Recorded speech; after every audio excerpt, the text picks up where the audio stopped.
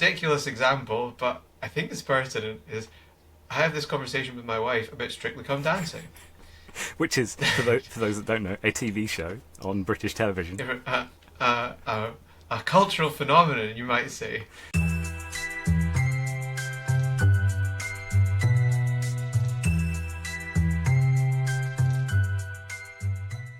Today we're talking about communication in teams, and I'm going to start us off with a really straightforward, simple, easy to digest concept, not. But I wanted to kick us off with this concept of, well, it's in organisational speak, it's called Communicative Constitution of Organisations, often referred to as CCO. But I like to talk about Communicative Constitution of Teams, CCT. And You're gonna have to, I think, you're gonna have to explain this for everybody else, because, so there are a lot of syllables in that. yeah. So Communicative Constitution of Teams is basically, I think, a fancy way of saying teams talk themselves into existence, or the substance of a team's work is manifests itself in what they say. And Um, is that distinguishing between teams and groups of individuals? So are we saying in that that you can have a group of individuals, but it is the communication between the group that creates it, or partially creates the team? it's a really interesting question. So I would say that the perspective that I would take in defining communicative constitution of teams would be that yes, the things that we understand that represent what actual teamwork is as opposed to group work or otherwise. Um, so you're talking about task and relationship interdependence, united around a clear common purpose, all those things. The evidence of all those things would be represented in what the team says to what the members of the team say to each other. So, in that respect, yeah, you can find um, the substance of the team's work in the the language that they use and the communication that takes place. And so, from that point of view, that's what is constituting the team. Um, but it's my the other way of putting it is you can talk a lot about the things that a team does. So it's got goals and objectives, and members or groups of members of a team will get the work distributed to them. So to do with skill sets, they'll have task work to do, and that task work will be interdependent to some extent. Um, but the kind of building blocks of how they go about that work is all represented in language. So the sort of structures that end up existing may be, to use kind of sociological speak, would be instrumental. So the task, the stuff that you do, that's the structures. But the building blocks of creating it is in language, is in what teams say to one another, or what members of teams say to each other. So teams talk themselves into existence, and because I really borrow that phrase, I essentially, uh, as far as I'm aware of it, I've kind of offered that as a concept, the communicative constitution of teams, entirely abstracted from the communicative constitution of organizations, which is a sociological theory. So if you can if you can understand organizations through language, you can understand teams. So as much as your question is about like, okay, so is that specific to teams compared to groups? You you could you could arguably say the communicative constitution of groups, just in the same way you could say the communicative constitution of organizations. Um, but again, it's wedded to your definition of what you're looking at. So, uh, and it even in the literature of CCO, Communicative Constitution of Organizations, they talk about that, like how do you separate an organization from, say, an institution? So there's certain features, and I won't bore you with all the things that they go into, but, things like strategy and so on. So the things that are specific to and characteristic of organizations, that mean the language that you look at allows you to fathom the fact that it's that organization is being brought to life through language. The same thing with teams. So task, relationship, interdependence, common goal, purpose. There's something that, and I think there's really, in doing the research specifically around communication in teams, as we've been talking about it, something just came out of the blue and hit me. I think it was last week that, and I've discussed it with you before, so hopefully it won't completely come out of the blue. But in thinking about teams, and thinking about communication more broadly than just spoken language, because I started thinking about, and it goes back to that CCO part, talking about strategy, and we might have time to talk about that. But I started thinking about, okay, what is the cadence of good communication? In the past, we had a fantastic guest on the podcast, Alina Kessel, who talked about the big tentpole moments in teams. And that really got me thinking about, okay, there's going to be big infrequent communication, and then it's going to break down to all the way down to real-time communication. But it sort of led me down this path of thinking there's lots of different types of communication. And actually there are things like goal setting. And often I think I've been trained to think about, you set goals and then you communicate goals as if these are two separate things, without necessarily realizing that actually the act of both setting the goals and communicating the goals was all necessary for a team. And you said exactly this earlier, that teams are task and relationship interdependent people. So if we go all the way back to when teams started happening, so early hominids, humans started working together. They started working together because it was more beneficial for them to collaborate than it was to act individually, and that led to all kinds of interesting evolutions of language and communication. But it means that to say that you and I want to work together to create a podcast, we have to say, okay, we're going to collaborate on that, and then we have to decide that's the goal and separate out tasks, which can only be done by communication. It might be non-verbal communication, but it can only be done by communication. So that thing about teams talk themselves into being, whether it's team or organisation, it seems that communication is a fundamental necessity for team. There is no team without communication. It just can't exist. Yeah, so I think that example is a really good one. The idea of, so we set objectives for the team, and that the good setting of those objectives leads to good communication, effective performance, hitting our targets, whatever it might be. But those objectives are a form of communication. Yeah. Communication is not just done, of course, verbally. So that example is of written communication. But I think it comes back to this idea of where do you see the role of language, and how do you frame language and communication in relation to the work that you do. And I've kind of favorite saying of, like, when you're talking to each other, you're doing teamwork, which you can see that sort of issues from the concept of communicative constitution of teams. Like, when you talk to each other, you're doing teamwork. Talking is a doing thing. Yeah. It's an active sport. Very often communication and language can be an inconvenient feature in how we conceive of what we're doing.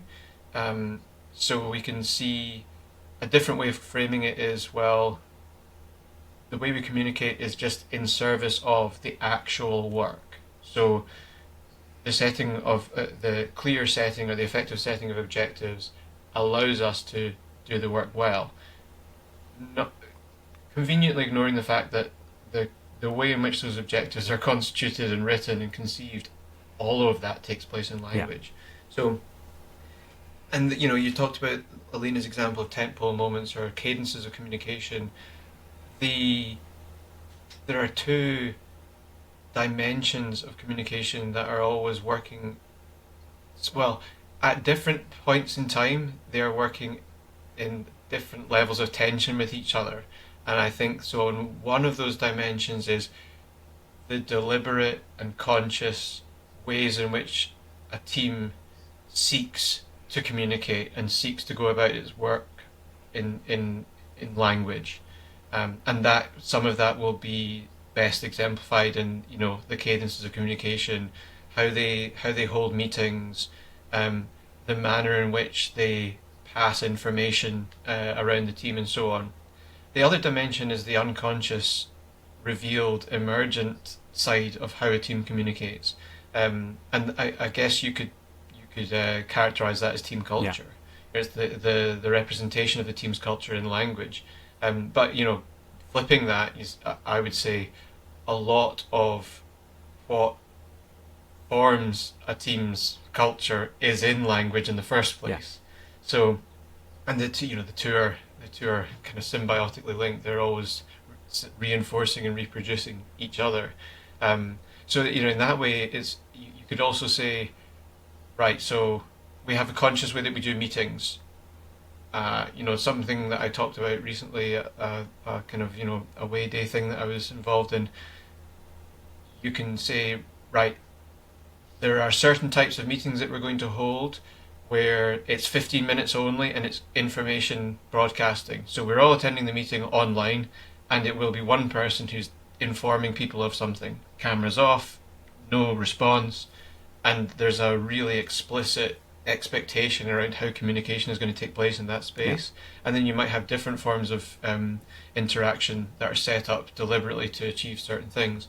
That's great, but there is that other dimension is always lurking in the background of, but how do people actually want to interact, and how have they habitually learned to interact in this team?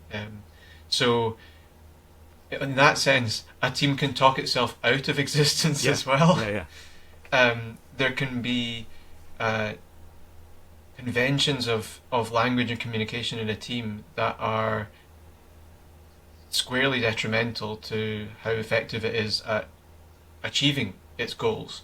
And I suppose that's the other side of why I think it's good to be aware of the fundamental gravitational force of language, which is the problems that you identify in a team are both constituted in and resolved through language. So the very thing that creates the problem in the first place is your only means to resolving it. And I think, or one of the principal means to resolving it. I think that's that point around teams can talk themselves into being and out of being. I think that's the normal ebb and flow of teams, and I think it's very normal to see. It's really interesting to acknowledge that teams are extremely ephemeral, because even if you think this is a long-lived team, so that's language that is definitely overused in the tech world where I work, but we tend to aim for long-lived teams, but those teams are really ephemeral because people are always coming and going, whether it's a new team member coming, an old team member leaving, a contractor joining the team. So those small changes, it could be a different project or a different level of criticality of the outcomes of the piece of work that they're working on. The teams change, and I think this is one of those areas where you see those stresses in communication. And it's language, but it's non-verbal communication just as much, in things like culture. You see those stresses in the communication, but also I've seen a lot of benefit to having team charters. I know this is one of those things that lots of people talk about, but very explicitly around laying out ground rules for what the communication is going to be. So how do we communicate in teams? And I think we'll probably come back to culturally how important that is, because we're almost talking about, at the moment, in simplistic terms, about monocultures, people with a shared understanding of the world, or at least an individually. So they are individuals in a group, but by and large they're in the same culture, right? Yeah, there are layers to it, because a team, like you say, notwithstanding the fact teams change, are potentially quite nebulous concepts in an organisation as membership changes, teams grow, projects conclude, whatever. But there's also potentially an organisational culture that sits around that team, and they're distinct yet very intimately related to each other, and sometimes they can sit very much at odds with each other as well, you know, and that can then potentially contaminate or pollute the potential that a team culture has. If there are norms and assumptions and beliefs about the organization, it may restrict the extent to which a team can thrive. Yeah. And then sometimes that takes you loops you all the way back around to, well, until you get that bit right, using a team as a unit of organizational performance, of a way of doing work, might not actually be the best approach, because you've not created fertile ground to really make teams do that greater than the sum of their parts thing that we actually are wanting to use teams for in the first place. So there's layers of culture, and I think we'll probably come on to talk about. You've got broader national cultural contexts and things that that may play into individual people's own perspectives and ways, normal behaviour, and then like the national perspective, national context of an organisation. But yeah, I think coming back to the one thing I think I would want to say about the role, the important role of language, is that I had this question. I was doing this talk for the Home Office at the UK government a few weeks ago, and in the kind of questions part, we were getting into a bit of dialogue.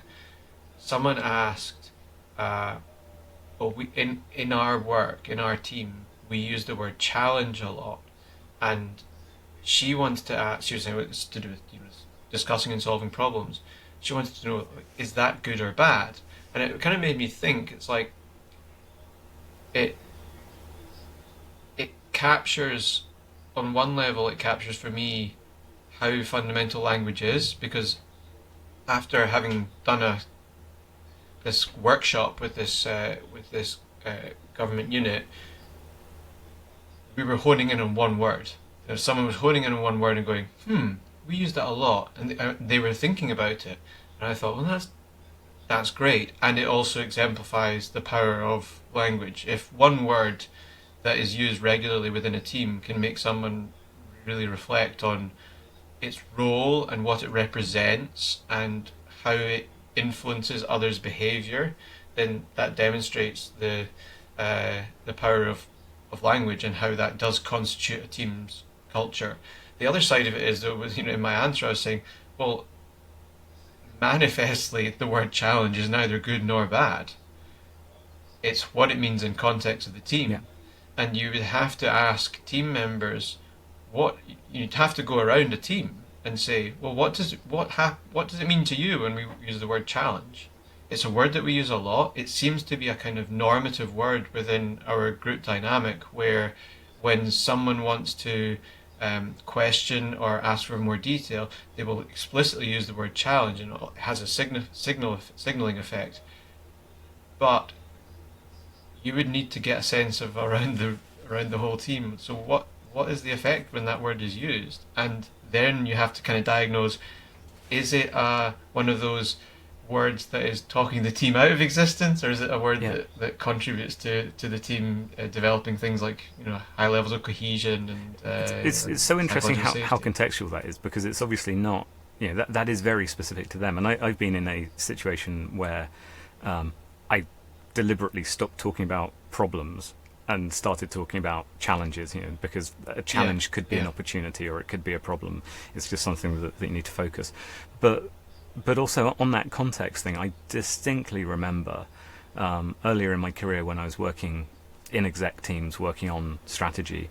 This is the kind of thing where you have an away day, you go and talk about this top level of strategic communication. How do we set big company goals?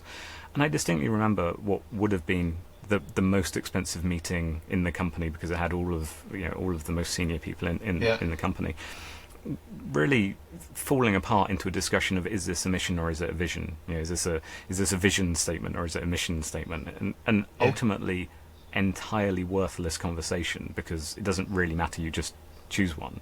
But it's really interesting how the power of that communication can be so disruptive. So that team achieved nothing other than try to decide whether they preferred one of those two words. Yeah. Yeah, that's two opposite ends of the spectrum, I suppose. Is one word that is a regular feature of team discourse that therefore carries a lot of Yeah, meaning, and everybody's using it, and you want to dig into, well, what does it really represent for different people, and is it having the sort of effect you would want it to have? Because interestingly, that relates to this concept of um, challenging and monitoring behavior, which is a good team behavior, but it's an example of perhaps in organizations where in the literature we have this term challenging and monitoring, and it gets imported wholesale as a concept. So because it's called challenging and monitoring behavior, I am going to challenge you. But if the word challenge is a kind of loaded term that may in fact feel yeah, threatening to yeah. people, then you can still do challenging and monitoring behavior without using the word challenge. I'm not saying that's what happened in this example I was using, but it's funny how the words are the same. Um, the opposite end of the spectrum is where you get sort of unnecessary pedantry over something that is it's it's only going to mean something once it gets sent off into the real Yeah. world, right? So it actually doesn't matter if it's a mission or a vision. Potentially, you got to decide on it and then go and see And, how it yeah, and I manifests. think actually this is where really trying to think more clearly about the purpose of those discussions. Why are people even having those discussions? Why are they talking about a mission statement or a vision statement? Because Yeah, it needs to communicate something to the rest of the organisation. So it could be a team, it could be an organisation, and very briefly, that was what led me to thinking about this absolute necessity for communication in teams was this idea that you do have these different cadences, and just to sort of step through them really quickly, because I think we want to get onto the different sizes of teams and how they interrelate. But there is almost for me sort of four-ish levels of communication.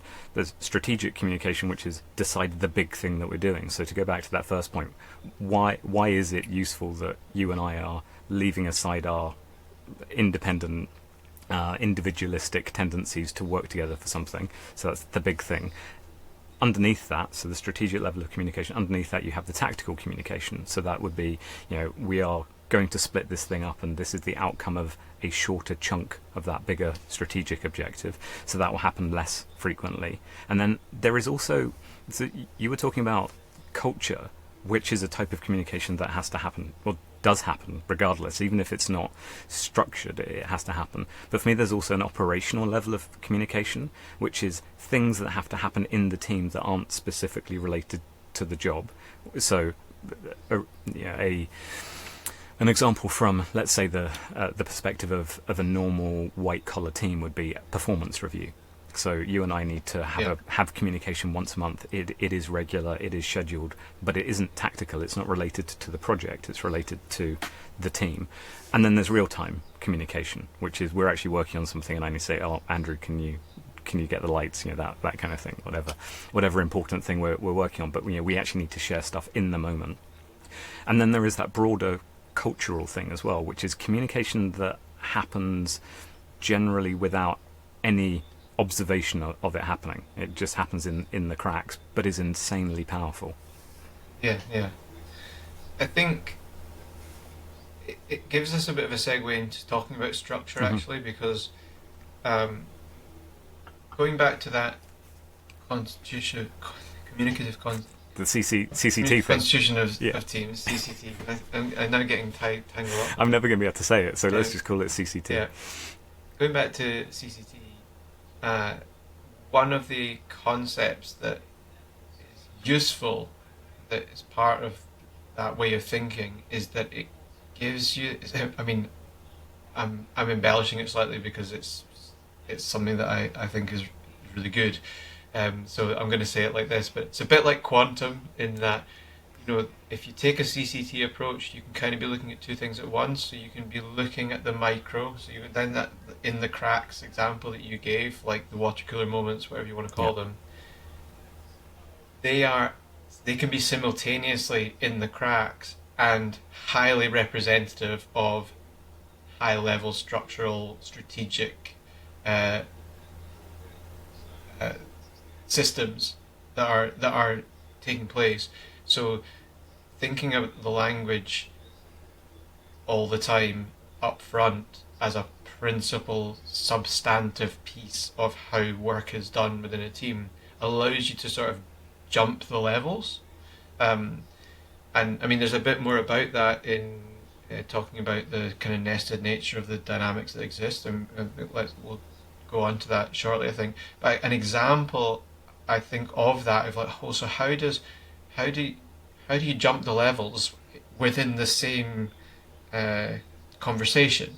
Um, and actually, an example is things like checklists in high reliability organizations. So that's the technical term of things like aviation, healthcare, nuclear power, so on.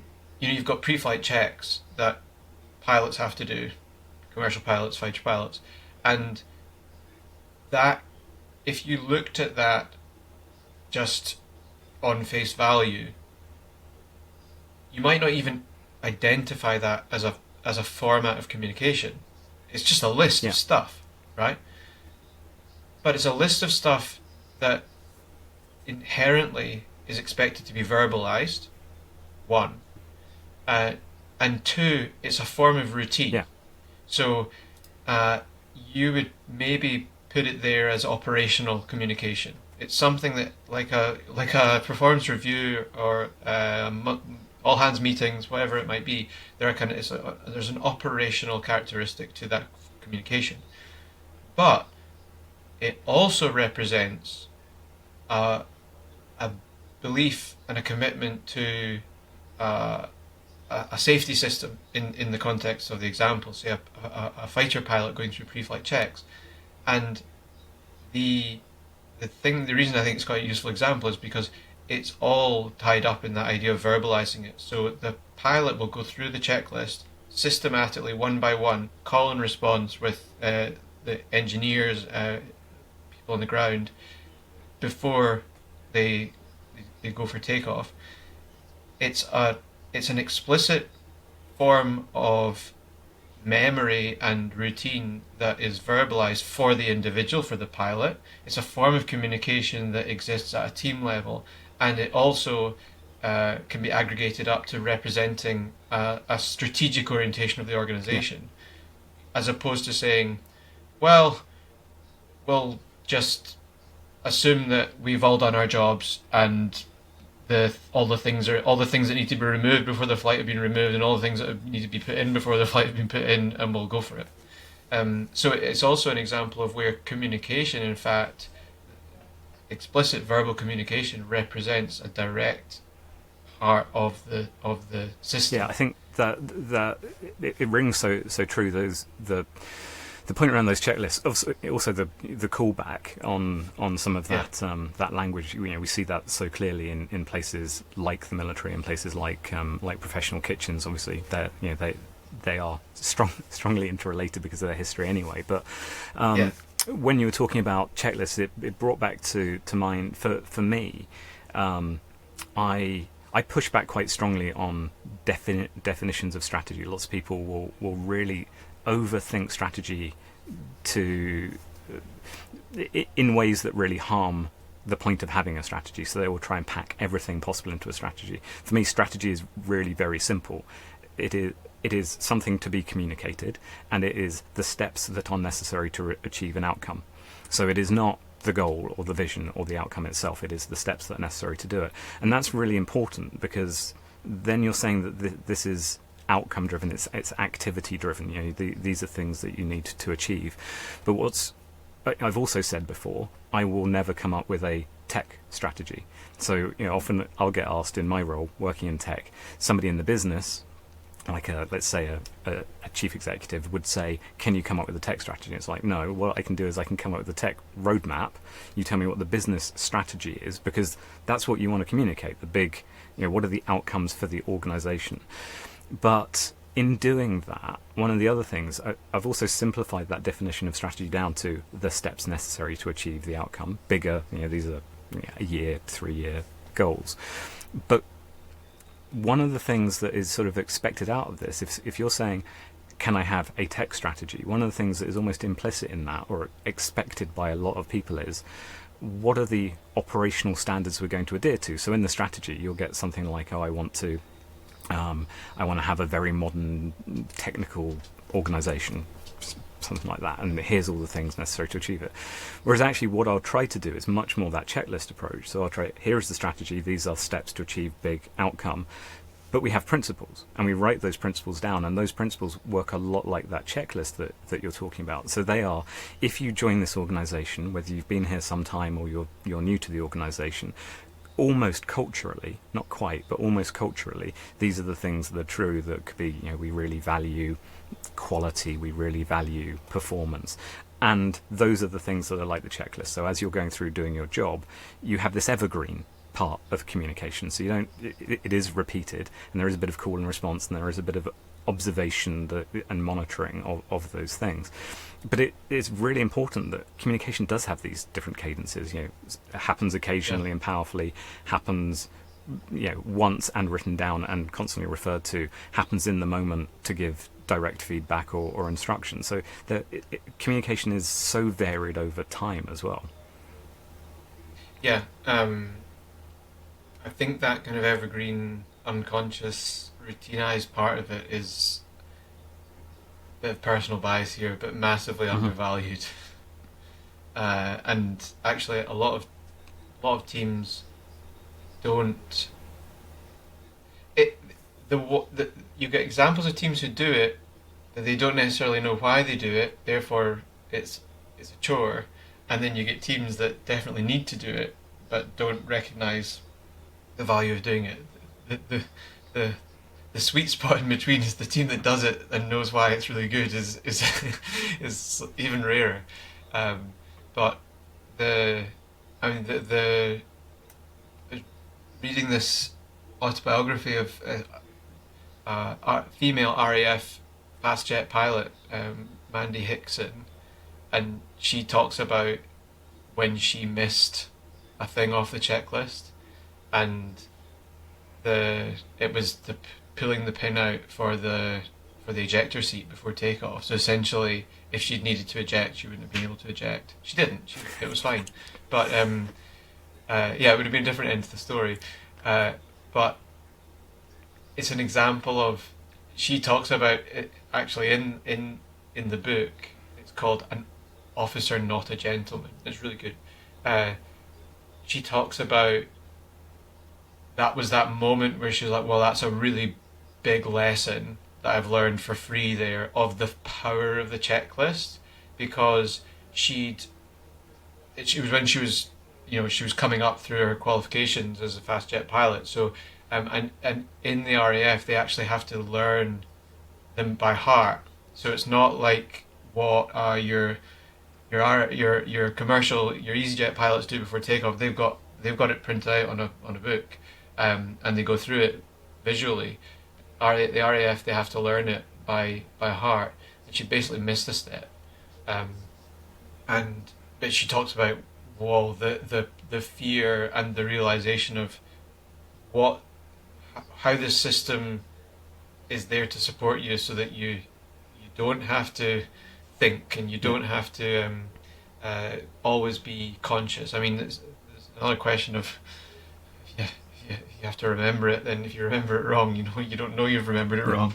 But anyway, it was a visceral example, But onto structure, I think you mentioned structure a couple of times. I think we also need to acknowledge that teams are nested structures. So they're nested structures of communication, and this is something I think most powerfully, most famously developed by people like John Hollenbeck and John Matthew and other big name researchers in teamwork in America, and they developed this idea of the kind of multi-level model of team analysis. But they really lay out that structure and how teams are nested in individuals, and even you've got an individual, yes, but you've also got individual decisions even at a level beneath that. So at the individual level, you've got the person, you've got the decisions that they make. then in teams we often operate in dyads. So And that's two people, right? communication dyad, yes. So two people, pairs. So a dyadic pair, and I think anybody who teams or not, you'll know that you've got loads of relationships in the workplace that are founded upon pairs. You know, one other person that you're close to or that you have a close working, you have close working contact with, and then that migrates up to triads, so three people. So pairs then morph into having a third additional person, and all the time we're thinking about, well, how does communication flow around that system? So, and communication, a bit like that the checklist example, communication still manifests within an individual in the decision making. What they've heard, what information has been passed to them, what sense they're making on, what sense they're making of their work on the basis of all the discourse that happens around them and that they contribute to, influences what goes on inside your own head and the decisions you make. You've then got the actual conversations and communication you have with other individuals. You've then got that migrating into triads. Then you've got group level, and you know what that whole literature talks about is how our understanding is mediated and moderated on the basis of these different. If you think of like a network diagram, you know, the lines going between the dots. You'll have certainly, very prominently, you'll have dyadic pairs with really thick lines between them, you know, like people that you work closely with together, that you've got really strong continuous lines of communication. You'll then have slightly weaker triangulated lines for triads, and then you'll have maybe dotted lines that are very weak ties, but there's still lines of communication around at group level, and then you've got the whole team. And that migrates up again into a system, so you'll then have your team as a system, but then you've got multi-team systems. So you've got, you know, individual decisions, individuals, dyads, triads, group, team, multi-level teams or multi-team systems, and then the organizational system as a whole.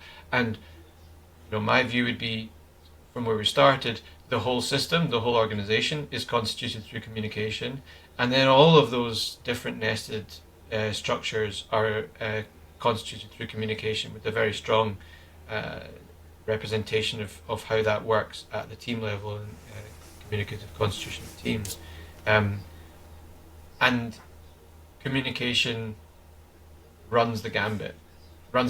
Sorry, all the way through those different structures. You'll see communication being part of the substance. Something popped into my head as we were just as you were outlining that. One of the things that I haven't got any specific data on, but I know these exist, is there's now a raft of products which specifically look at digital communication in ways that would have been sort of almost a time and study motion before a researcher actually following people around. And actually, I think MIT even did that type of study where they were wearing cameras to see the communication, the verbal and non-verbal communication that's happening between people. But now there's a lot of products on the market that will actually analyze things like Slack messages in a workplace to understand where the connections, so where, as you talk about those strong connections, so a social graph effectively, where are the strong connections on those social graphs, which may be in teams and may be outside of teams. So there's this really strong thing that, you know, you will often have teams, two teams collaborating, and individuals from those teams are responsible for the collaboration between each other, and they may actually, so let's say, take an example off the top of my head, but let's say there are two teams that are codependent in producing a piece of software. You might have a project manager. I'm going to use an old-fashioned term, but a project manager.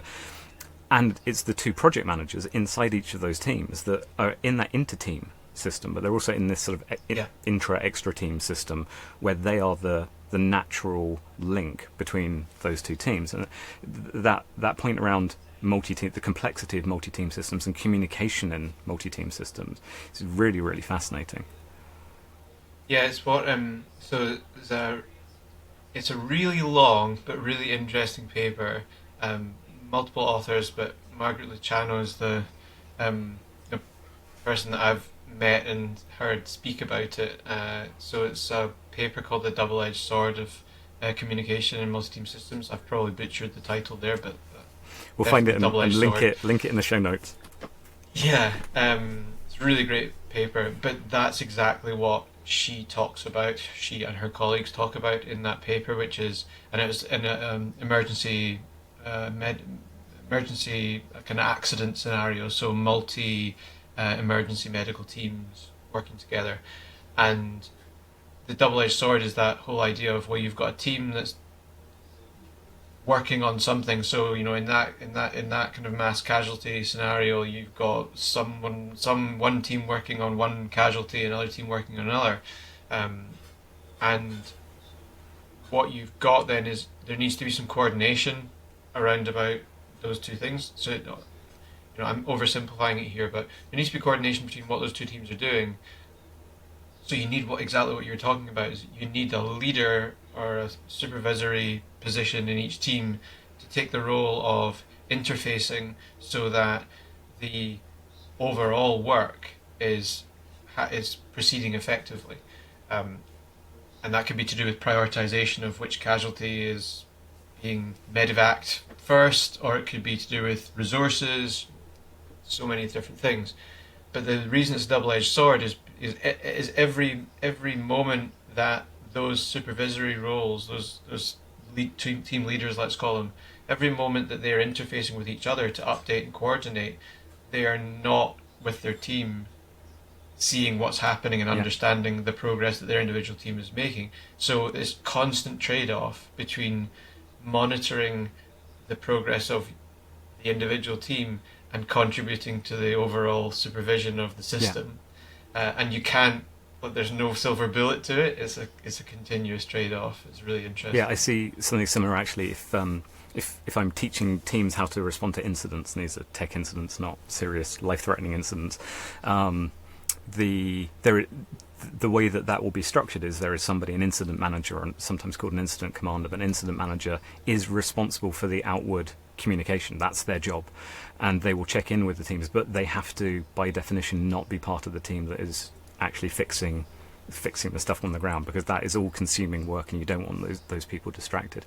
So it's really interesting how you have those different roles. But one of the things I'd like to come back actually to the CCT point, because you said that there's I'm not holding you responsible for this, but you one of the comments that you made, or the sentences that you used, was that teams can talk themselves into being, which is really interesting. It's really nice to think that way, and probably that's what we think of as an actual team that are working together and bonded.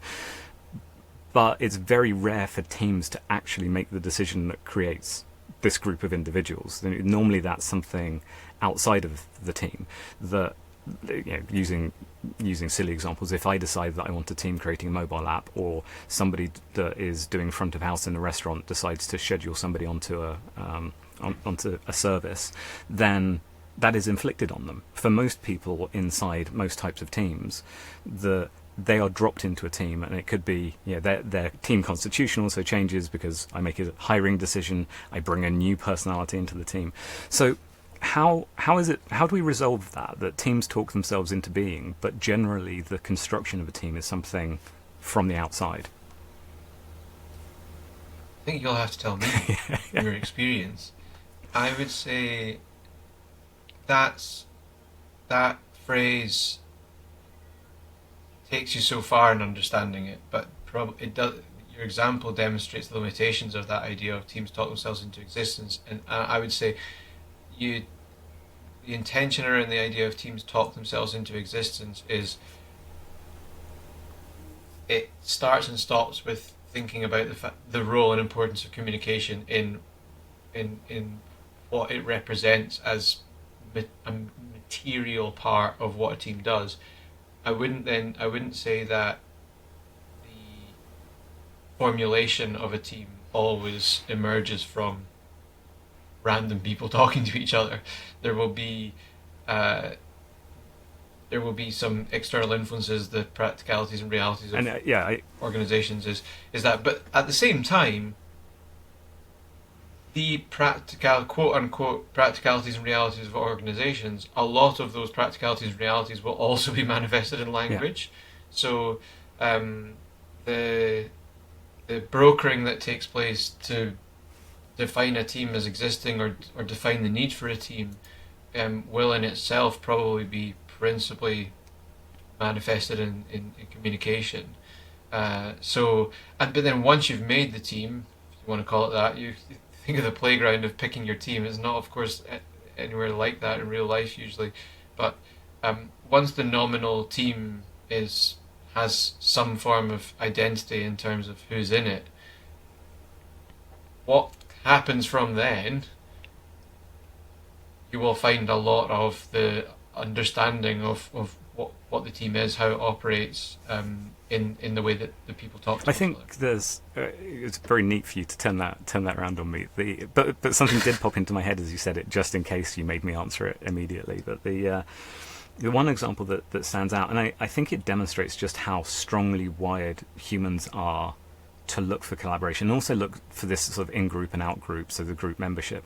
That years ago I used to run hackathons, hack days. So this is where you'll bring different people together to, over the course of a couple of days, very, very quickly create a product.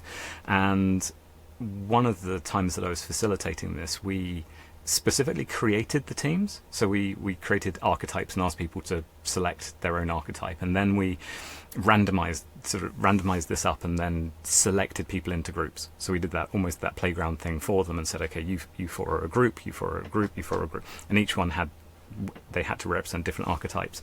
And we actually said that group was going to be together only to come up with an idea, and then their responsibility was to pitch the idea back to the group, and then they would be free to go and choose whichever group they wanted afterwards.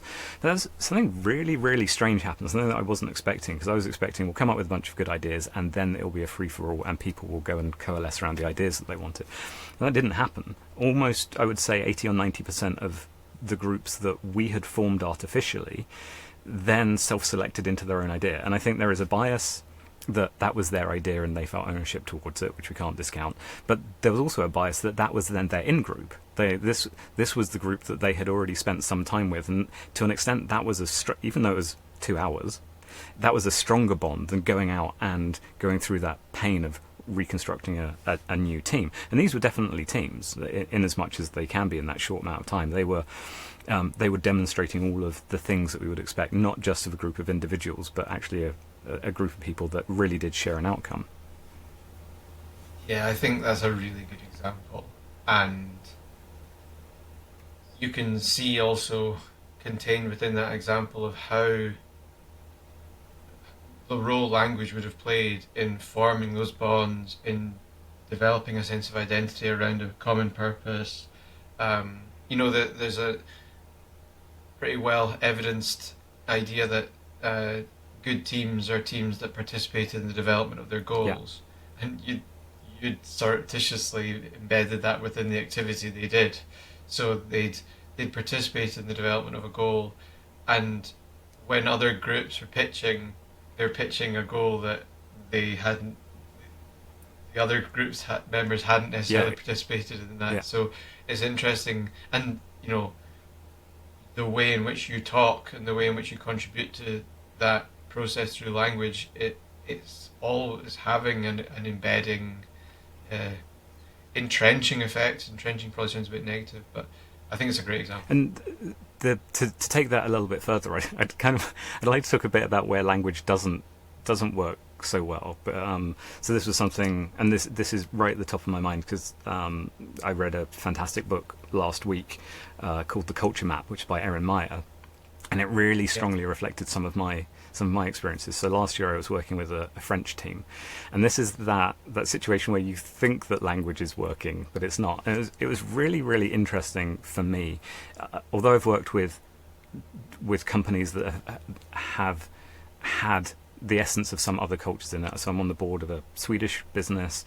I worked inside the FT, the Financial Times, which is owned by Nikkei, and so has somewhat of a Japanese culture that comes down into the FT itself. But last year I was actually working in a French business, and I was a little bit concerned to start with because my French is really terrible. I can listen just about okay, but I definitely cannot speak it in any level. And so I went into this company thinking that the problem that I would have was the really overt communication. So I can't speak the language. And I went in prepared to get around that as far as possible. And these days it's much easier to translate. Even translating on the fly is now much more possible, but I would lean into my habit of using a lot of documents, so writing a lot of things down, and that meant that we could sort of asynchronously work without language being too much of a barrier. All of my direct team had fantastic English, much better than mine was. But the absolutely fascinating learning for me was where it fell down on culture, but cultural communication. And it wasn't that my communication of direct messages was unclear. It was that my communication of indirect messages wasn't clear. After a couple of months working in the business, my boss and I, Isabel, and I would catch up every week, and she came and she said, she was giving me feedback and said, Mark, it's something I need you to know. I'm having to go around and speak to your team after you've spoken to them to sort of translate for you. I was like, oh, really sorry. I didn't realise it was a problem. It's like, no, because you see, you'll say something that and I understand what you're saying, but they think they hear it in a completely different way. And so what I came to realise is I was doing this to make that more clear. I was doing that very English thing where somebody would come to me with an idea and I would listen to it and I would say, oh, that's very interesting. That's very interesting. I'll think about that. What that means is, so if you're English, you know that what I've just said is, that's a ridiculous idea, I think you're an idiot. But if you're French, what you hear is, he thinks that's very interesting, he's going to go away and think about it. And so I sort of experienced this and lived through it, but what Erin Meyer's book just did absolutely fantastically was she breaks down communication over 8 different scales, and I won't go through them now, but I really strongly recommend people go and read the book. But although the French and the English are similarly direct in our communication, Americans and Dutch very, very direct, so we'll probably be aware of that. They tend to go straight to the point. English and French are a little bit more indirect and cautious in what we do, but the French culturally are much more direct with their negative feedback, and that can be individual negative feedback, or this project isn't going well. And so the English to them are extremely confusing, because what's interesting is so Erin talks about how Americans will tend to say, here's 3 bad things and 1 good thing in English, and we'll have to bleep this out, but in English, if we're trying to give negative feedback, we don't do three good things and 1 bad thing. We do a shit sandwich, which is 1 good thing, 1 bad thing, 1 good thing, and we're almost culturally trained to. The French don't do that. They just say, here's the bad thing, and maybe here's 3 bad things, and I might tell you 1 good thing, but I'm probably not going to do it. So what was really interesting is I was being extremely unclear to the French team, not because my French was poor, although that didn't help, but because culturally I was unaware of how to actually use the language in this sort of very high or much higher context environment than I was used to. Yeah, well, so much to say about that. It's a great example. I think living it, like if you've lived that experience, it really viscerally opens your eyes to that language doesn't mean the same thing in different contexts, or it doesn't mean the same thing to do 2 different people in the same context, and also what signals you send on the basis of delivering the same information but perhaps in a different order. Ridiculous example, but I think it's pertinent, is I have this conversation with my wife about Strictly Come Dancing. Which is, for those that don't know, a TV show on British television. A cultural phenomenon, you might say, on BBC, Dancing with the Stars in other countries. Professional dancers, team of celebrities, have to do a dance, and they get judged. And there's one judge who's famous for being the nasty judge, Craig. And if you actually listen to, there's 4 judges, all the judges give positive and constructive criticism, negative feedback. Craig just leads with his negative feedback. He always finishes on a positive.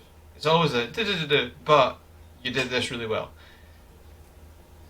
But culturally, he leads with a very direct negative thing, and culturally, your British audience, the boos start coming in, and it's a bit pantomime, right? Everyone knows Craig is going to start off being negative, and everyone loves to get, everyone loves to boo him, but essentially all he's doing is he's subverting a convention of discourse, cultural convention of discourse.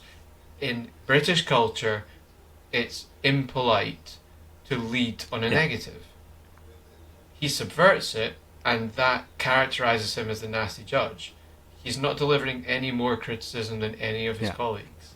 He's just doing it in a different order. I think it's very important to, individually. That's a great example as well, because I think Craig is Australian, and so culture. Yeah, he is culturally Australian, very similar to the English. What's really interesting, and I don't want to I could easily spend the entire episode talking about Erin Meyer's book, but it's very important to understand. I thought you were going to say you could talk about Strictly Come Dancing. Yeah, but it's very important to understand that you have to perceive the difference between cultures from where you're standing to somewhere else. So it's no good understanding. For me, like you can't just understand the French are here. You have to understand I'm English and this is where the French are. This is the gap between the two. And also, it's very individualistic as well. So if there is a bell curve of behaviour, so I am very far to the right, or I am very linear time. So to me, if something's not in my calendar, it doesn't happen. It has to start and finish. And if you're not there, which culturally is far away from some other cultures. But on that feedback note, one of the things that Erin pointed out was in some Asian cultures, and I think she was specifically talking about, gave an example in India, that it is often extremely hurtful to give direct negative feedback, and actually you have to give negative feedback by omission. So it's not even say some nice things and then say a negative thing, as you might with more European or American cultures. It's you've done 4 things for me. This was good, this was good, this was good. And you just don't talk about the 4th one, because it would be so offensive to directly confront this poor performance that it would be extremely demotivating for that individual. And I think just the cultural sensitivity to communication, but this is bigger. It's not just language. I mean, it obviously is language, but it's so much more broadly constituted than that. I find it absolutely eye-opening, and I'm now so much more aware of my behaviour. So when I'm working with, say, so this week I'll be over in Sweden. I'll be working with a Swedish team, very flat structure, very egalitarian, and so it's really interesting to see how much more consensus-driven that culture is. But I'm now much more conscious of my own behaviour in different cultural situations. I'm literally going to pull out the book and go, okay, where am I? Where is the culture of the person that I'm talking to? I think something to say on that, though, is going back to the idea of language. You take Sweden as example. The language does follow those cultural dimensions and conventions that exist, to the extent that in higher or deeper hierarchical cultures, you will find a whole load more words in the lexicon of an organization for hierarchy. Yeah. Supervisor, leadership, all of these things. And you will find that the lexicon that corresponds to that sort of thing in a culture like Sweden is far more limited. And we could get into the whole conversation of linguistic determinism, which we won't, but it is an interesting thing. And it's about how language develops around about the forces at play in the environment.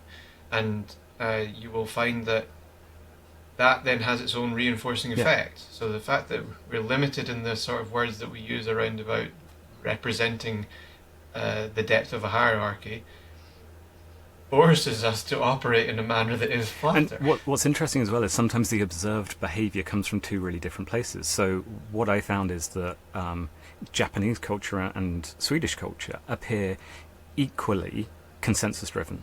But actually, Japan has a very, very hierarchically driven culture and a decision-making system that has this bottom-up, so Nimawashi, this root-binding culture where you go and you have a conversation with all of your peers, and then that goes up to the level above, and that goes, and it's very, very formalized in Japanese organizations. In Sweden, you see a very similar thing. You effectively do nimawashi, so you go and you speak with everybody, and everybody wants to make sure inside the organization that everybody has had the opportunity to understand that problem and have a say. One is driven by egalitarianism, one is driven by hierarchy, but the actual observed behavior is really similar. So in my simplistic view of the world, these cultures are similar. Actually, the cultures are wildly different, but the behavior is similar. And then, this goes back to those larger parts of communication outside of just the language that you're observing. Yeah, and so you'd have to spend some time in those different cultures to understand how the destination you arrive at is you get there through different linguistic means. And yeah, I think that's where if you can spend some time experiencing it, you get a sense of the complexity of it, for sure.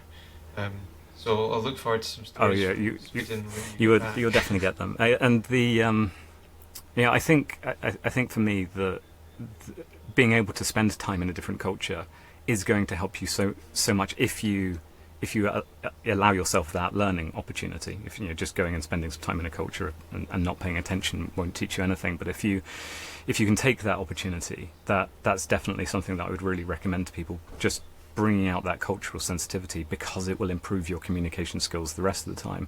And in fact, I started with my own company. I started coming back and being much more explicit with the communication. So having a multicultural team, it can feel normal. You think these are the social norms, and being British, we don't like to ask directly for help. We'll sort of wave a hand and say, oh, I'm quite busy, I've got too many things on, with the expectation someone will read that. That's what Erin Meyer would call like a high context situation. In some other cultures, it's an appeal for support, but it's indirect. Totally indirect, very, very ineffective. And so in my totally English cultured organisation, or at least HQ'd organisation, I found myself, even with a small team, saying, this is how we're going to communicate. We are going to be very explicit. And it's interesting how that goes back to things like performance feedback as well. So, taking communication not just in objective setting, but also, Andrew, I need to tell you, this is something I need from you and I'm not getting it at the moment. All of these different things that happen in and amongst teams, that is all bound in communication, but it's so much easier when you have been explicit. So it's whether it's checklists or charters or whatever, being very explicit. This is the culture of communication inside our organisation, inside our team, is really, really helpful. Yeah, and I think you've mentioned this when we've chatted about this at other times. There isn't necessarily cultural determinism around about a team culture in an organisation. So you could be a team working in a French business in France, and the norms of French culture are a heavy influence on how you operate, but they're not determined. They don't have to be deterministic. You can make choices over slightly adjusting or introducing different ways of working that are specific to your team's culture. And I do think that what you said about spending some time outside, that's where you start. I think that's where you can start to realize how influential things like language are on governing and influencing how you behave, because it's the whole kind of the fish doesn't know that it's in water sort of thing. You don't it's hard to recognize that the way in which you've learned to use language within a specific team is actually forming part of your lived reality of the team itself, until you get a shock to the system and go, all right, so here's a team, here's an organization that behaves in a completely different way, and I can see the difference by looking at how they talk to each other. In fact, one of the principal artifacts that you would be able to hold on to would be, assuming you're not talking about different languages and different languages that you might not be fluent in, but assuming you have some capacity of the actual spoken language that's being used, it gives you those artifacts to compare and go, all right. And that's where, coming back to the idea of teams talk themselves out of existence, that's where I think you can start to see, there's something that it's happening in language, it is not good for Yeah. the team. It's something that the team does, and it doesn't know it's doing it, but it's just it's a convention of the way they interact that's leading to it. I mean, some research that I did a couple of years ago looking at interpretive repertoires really demonstrated that to me, where you had different groups of people that were in different disciplinary silos. So one more kind of high tech, in entrepreneurship, like high tech, high innovation, and then more in the creative space, so arts, theatre, creative industries. And the interpretive repertoires that they use were completely different. Interpretive repertoires basically just being the kind of code book, the algorithm that you have in your head of what language is there to do. And the creative industries people used a much more relational interpretive repertoire. So they saw language as being this means of creating community, and they saw acts of language as being gestures towards creating intimacy, and intimacy in its technical term meaning like relational closeness. So they looked for that in language, and the more kind of high tech people, they had a far more instrumental interpretive repertoire. So they were constantly looking for like positionalities. How does what people say and what people ask of me, how does that represent my position in the world, their position in the world, what they can do for me, what I can do for them, what they need from me. And what's interesting about that in an entrepreneurship context was the ecosystem structures that are in place in entrepreneurship. So again, this quantum idea of using language to move between different levels of analysis, from systems to individuals. In the creative industries, they were bumping up against an ecosystem that had adopted the language of high tech. So all of the systems that are in place to support any startup businesses, those systems were adorned in the language of high tech. So they used a very instrumental way of engaging with the businesses they were going to help. And of course, thinking of your examples of culture match, that meant that those systems found it very difficult to help the creative industries, because they were finding themselves at odds with each other. So the things that were being asked of the creative industries or vice versa, the messages weren't landing, or they were being misinterpreted, or the things they thought they were asking weren't being responded to. But they found it very easy to engage with high tech. And you can, I think it's obvious, the result is that you get a system that is seemingly biased towards high tech, high growth, and creative industries feel marginalized and ostracized and not supported. And you kind of end up in the situation where you have to find a way of supporting, on one side, supporting the support intermediaries to recognize that they speak a certain type of language, and that actually might be quite difficult for certain groups to deal with. And on the other side, helping those groups recognize that when they're being spoken to like that in such a way, it's not because they don't understand you. You need to sort of find your version of interpreting that so that you can get the support. I think there's something in there about the danger of the familiar. You mentioned earlier when we were talking prior to this episode that you'd been in an academic situation and somebody came in from outside academia and said, what does good look like? Which in my world is totally normal. You hear it all the time.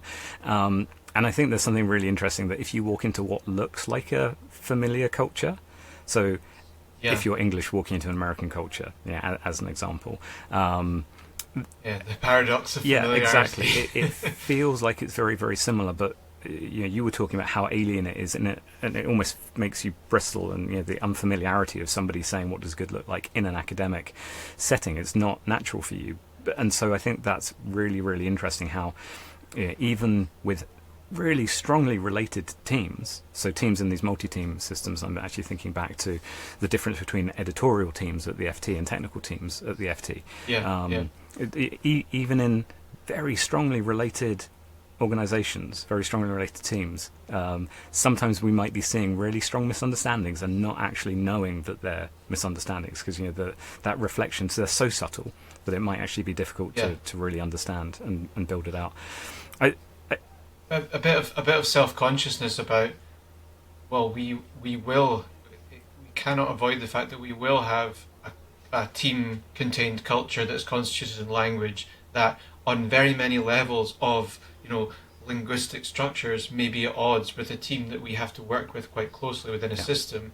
And if we don't acknowledge that those differences exist, then we will find ourselves, continually referring or identifying with the kind of in-group, out-group dynamic. We will find ourselves continually sort of um, uh, lamenting how different that team is, how little they understand of us, and so on. But acknowledging up front that those differences are baked into the way that you do Yeah. your work may help you navigate that slightly. Yeah, absolutely. I was thinking we're pretty much at time, but that's probably a big takeaway for me from this episode is being very explicit around communication. And some of the examples that you gave around the checklists. Sometimes I feel like checklists are seen as something that is linked to incompetence. I need a checklist because Yeah. I'm expected to be incompetent, but actually being Yeah. explicit, whether it is a checklist or it is a set of principles or it is a set of expected behaviors or a team charter, can really, really assist people in sort of maximizing their communication. And that point that communication is absolutely necessary for teams to exist. Was there anything in terms of sort of your big takeaways around communications? I think the point on checklist is a really good one. The I think that comes in a nice package. It comes with a uh, you know buy one get one free of being explicit, and it doesn't expose weakness or incompetence. The idea of having to be explicit. You talk about team charters, checklists, these sorts of things. They're all um, really helpful devices to graft effective communication onto. Um, the buy one get one free on it is the other side is actually being reflective of what is the daily churn and character tenor of the communication that happens in your team. So my takeaway on that is you're thinking about the culture examples, albeit examples were of national culture, but there is a prevailing set of conventions that exist in language in every Yeah. team, and many teams sleepwalk their way through those conventions until they bump up against problems. And being proactively reflective on, well, how do we communicate? On really small things like what's the first thing how do we open our engagement with our Yeah. colleagues? How do we, what are the conventions of salutation? Do we, when we start meetings, what are the conventions around what do we spend the first few minutes of That meetings is an doing? incredibly powerful Uh, observation, and just to extend that one step further, I think the easiest way to do it would be to ask somebody new to the team, because that's the point yeah, they will be observing it. It's really difficult for us to sit in the team and be reflective. I think we should yeah, do that more, but the most powerful time to do it is probably when you've got somebody who's walked in and go, you guys are all weird. This is yeah. Well, I mean, I'll finish on an example I got with former guest on the podcast, Matt Johns. His organization Fieri. So it's a leadership and consultancy company who work with all kinds of amazing businesses and support them in doing consultancy around teamwork and leadership development. I spent some time around their team, and it sounds so basic, right? But a Fieri team member cannot walk into a room where there are other team members and not say, "Does anyone want a cup of tea?" yeah, Okay, yeah, it's like a reflex they have. But it was it was for me as someone who's not part of the team but in their space, like that's a really interesting thing. Okay, because there are plenty of teams where you wouldn't see that convention, but the point is it's not about can we make sure everyone's caffeinated? It's a device of a gesture towards the team dynamic. So I'm entering into a room where other members of the team are. I'm going to ask if anyone wants a cup of tea. And I mean, most of the time people are like, no, I'm fine, thanks. But it happens so often, you're like, oh, this is a thing that they do. And they probably don't even recognize consciously that they do it. But it was a good example of a highly effective team working, and they have these little conventions of language that are, no utterance, no active language has one dimension. Multiple dimensions, right? You've got message, you've got meta message. I mean, the meta message there is like, I'm here for the group. For you as, I want to do something for the group. Can I do that? And even if there's no need for tea, that has still been achieved. That's a fascinating example. Okay, do you have? So I think you know what my answer to this question is going to be. Have you got any takeaways? So is there anything? Is there a leave behind book on comms or article on comms that you would like to leave people with? Well, I mentioned this, and I don't think it's directly to the communication, but I've read it recently. It's really good, and it's where I got that anecdote about checklists from. So kind of on the theme of checklists and explicit communication, and framing that as a positive thing as well. I think that's one takeaway maybe from this chat is, as you said, sometimes checklists and that form of very standardized communication can feel as though some form of admission of incompetence, but it's actually the opposite. It's a practice that really effective teams embed within their broader communication rhythms. So, An Officer Not a Gentleman by Mandy Hickson is that book, and really enjoyable. Story of a female fast jet pilot coming up through the RAF, which in the 1990s was a relatively rare thing. So she's a bit of a trailblazer, and some nice anecdotes in there. And more specifically on checklist, there's a book by Atul Gawande, who is a surgeon, but he's been quite influential in safety, especially safety around operating theatres. And he's got a book called The Checklist Manifesto. Does exactly what it says on the tin, but it's quite an enlightening deep dive into where checklists exist, where you might not even have recognized them as checklists, but that's what they are. And how vital they are to ensuring effective outcomes, safety in some contexts. So it's a good read. It's well written, lots of good reference to good evidence. Perfect. As well. I think you know what mine is going to be in this context. So I absolutely loved this book that I've referenced throughout this episode. It's called The Culture Map. It's by Erin Meyer. So do check out the book, but she's also there's a bunch of videos, YouTube, that kind of thing, maybe even a TED video. She's a fantastic speaker. The book is crammed with examples, real world examples, which makes it incredibly powerful, but also a really nice explanation of if you do work with multicultural teams, it will probably be one of those things where you suddenly pick up at least some reasoning behind why something that you've said might have been misinterpreted, or a way that you've behaved or somebody else behaved didn't come across quite how it was intended. So definitely look that one up, and we'll link all of those in the show notes wherever they turn up. I think that's we could easily, I think there's another hour of show for just on comms. We might come back talking about goal setting and all the other stuff. But I think that's us. Great. Thank you very much, Andrew. Cheers. Cheers, man.